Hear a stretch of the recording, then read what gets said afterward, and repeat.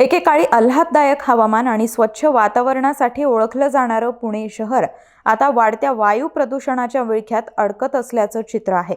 देशातील इतर प्रमुख महानगरांमध्ये हवेच्या गुणवत्तेत सुधारणा होत असताना पुण्याची हवा मात्र दिवसेंदिवस अधिक प्रदूषित होत असल्याचं केंद्रीय पृथ्वी विज्ञान मंत्रालयाच्या system of air quality and weather forecasting and research आणि modelling air pollution and networking या प्रकल्पांच्या ताज्या अहवालातून स्पष्ट झालंय। जागतिक पर्यावरण दिनाच्या पार्श्वभूमीवर या अहवालानं पुण्याच्या पर्यावरणीय आरोग्याविषयी गंभीर प्रश्न उपस्थित केलेत।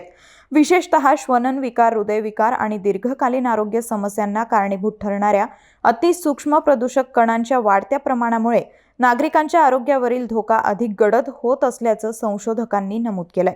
दिल्ली, मुंबई आणि अहमदाबाद या शहरांमध्ये PM 2.5 मध्ये घट नोंदवली जात असताना पुण्यात मात्र या कणांचं प्रमाण दरवर्षी सरासरी 0.54 मायक्रोग्रॅम प्रति घनमीटरनं वाढत असल्याचं दिसून आलंय।